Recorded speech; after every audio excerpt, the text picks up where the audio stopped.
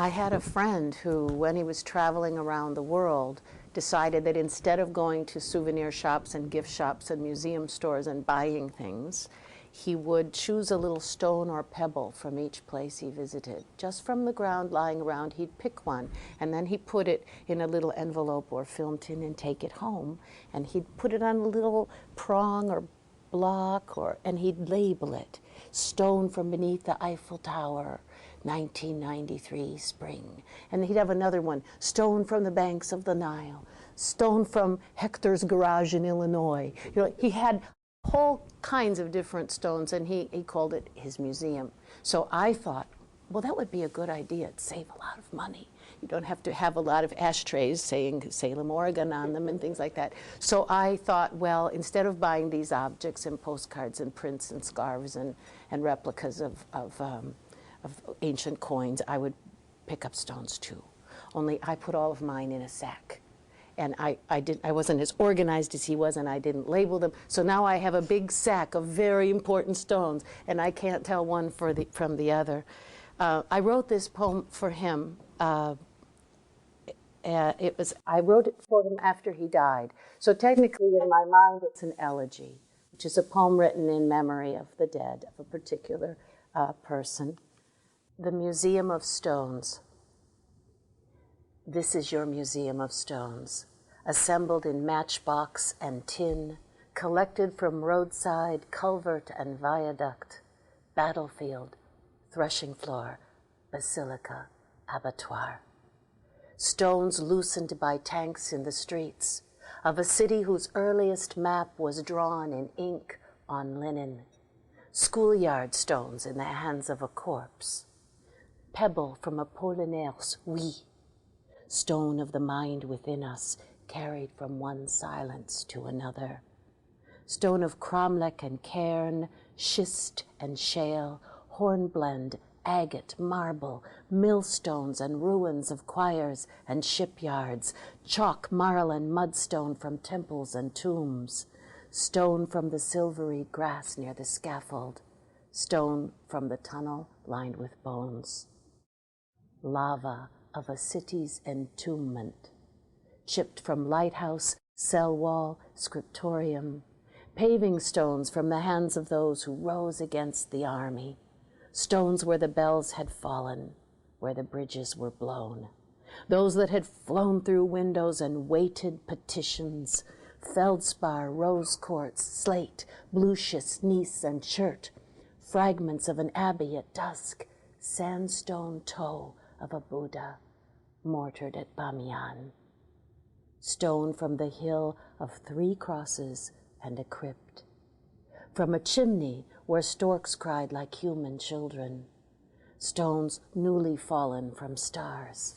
A stillness of stones, a heart. Altar and boundary stone, marker and vessel, first cast, load and hail. Bridge stones, and others to pave and shut up with. Stone apple, stone basil, beech berry, stone brake, stone bramble, stone fern, lichen, liverwort, pippin, and root. Concretion of the body, as blind, as cold, as deaf. All earth a quarry, all life a labor, stone-faced, stone-drunk with hope that this assemblage taken together would become a shrine or holy place, an ossuary, immovable and sacred, like the stone that marked the path of the sun as it entered the human dawn.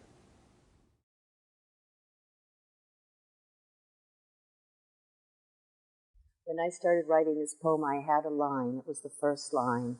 This is your museum of stones assembled in matchbox and tin. And I wrote that line when I knew my friend was going to die. And I thought, and I was able to show him this poem. So I had the place, I had that I was going to talk about that museum of his. And so the next moment was collected from, and then I knew I had an opportunity to expand this museum of his, to amplify it, to give the reader a sense of all of the different places. So separately from the poem, I began to work the language of those places and those events. It didn't only have to be a place. The temptation would have been to say, from Paris, from Rome, from some other place. But then I thought, no, let's take the poem from the moment, not from common places where anyone could find them, and from moments where stones are used.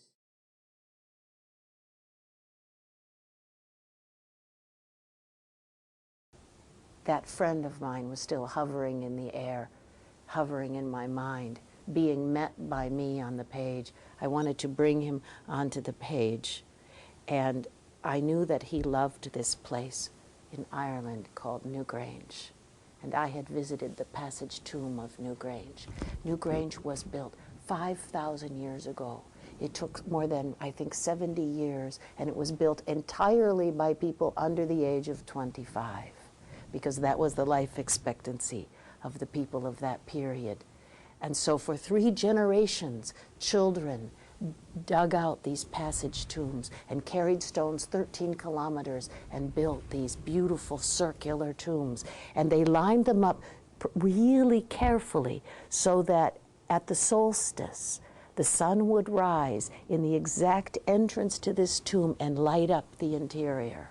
And so that accounts for the last line, the stone that marked the path of the sun as it entered the human dawn. Because I saw those children as the beginning of humanity, as one of the beginnings of humanity.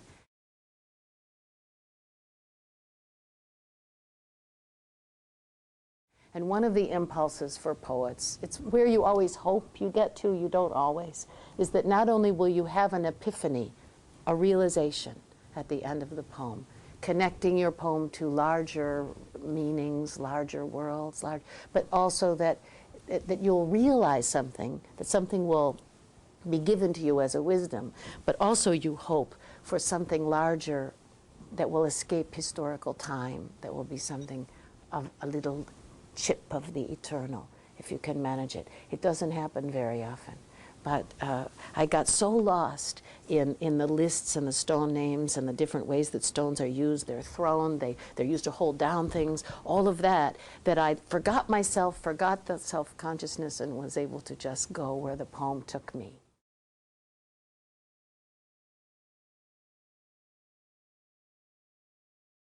A poet will tell you this if you ask them.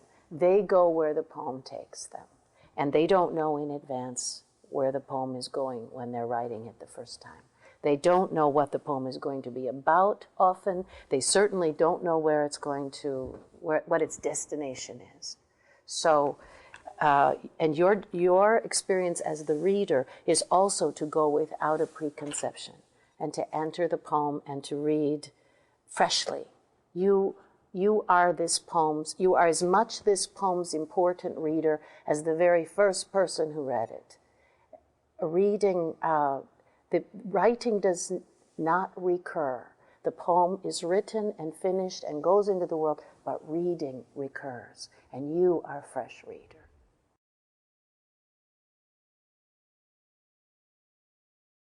You must start writing about something that really moves you and engages you. You must be there on the page. You must enter the blank page with your whole being.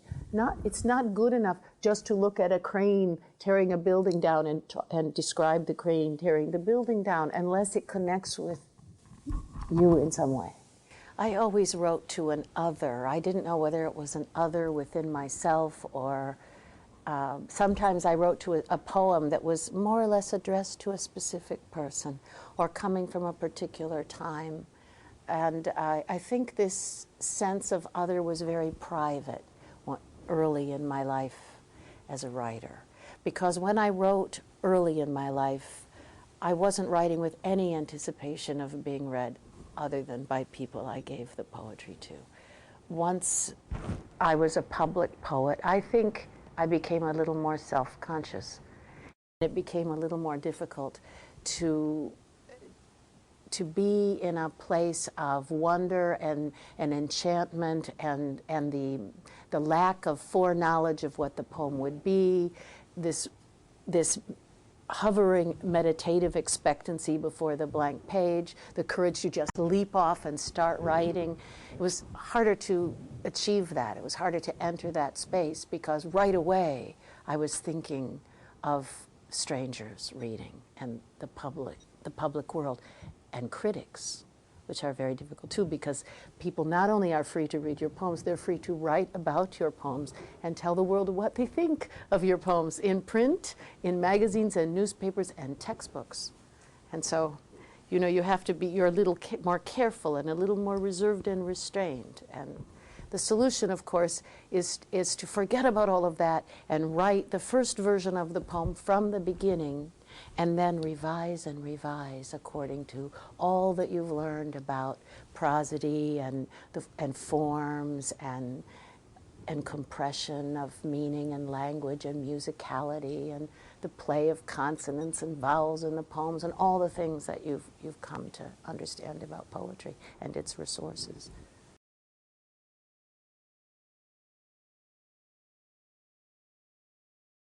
The way to study a poem is to read the poem as you would anything else. There's not necessarily a code or a puzzle. You take in the lines and often read it aloud and pause at the end of the lines just a little so that you get a sense of what measure or the syllabics or the stresses that the line is written in, the music that the lines establish in the poem, and then read it again and think about it and let your mind drift and be open, and a reading will become available to you. The first level of meaning is simply to be moved and to hear a speaker, to hear a voice, giving voice to what is within the poet. The poet is imagining you, the reader, as an other, and is attempting to become present to you and to celebrate your presence to the poet. Even though you're distant in time and space, you're together on the page. And you as a reader are contributing your reading to the poem. You are making a reading of the poem. And if you're sitting in a circle of students, you'll find that there might be 6 or 7 different readings of this poem. And often the way to really solve the puzzle is to talk about all the different readings. Some of them might contradict each other, and some of them might complement each other, but eventually you arrive at a full appreciation of what's before you on the page. And it's delightful.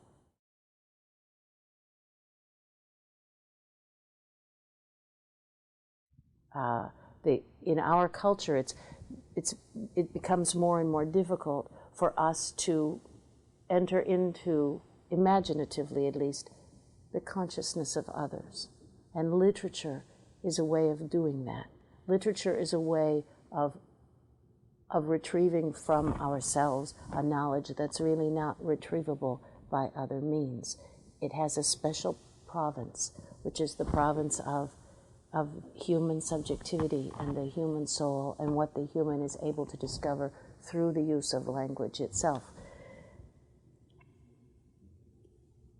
In terms of the poem's future, when the poem leaves the poet, and let's say leaves the poet for centuries, and the poet is dead, the poem goes on and on in its recurrent readings, and the poem enters a different world from the world in which it was written. So that world is carried over into the present, and something of the vestige of that consciousness is available to the consciousness of the present in subsequent readings. So there are lots of things one can discover, especially about a poem written in the past, but think of it this way. You are listening to the past. You're listening to a consciousness in the past, in the poem on the page that was written then. And it's one of the ways to hear the past. I think only in literature do we really hear it. We can also see it in objects made by the ancients, by their ancient sculptures and pottery and so on. But here we can listen.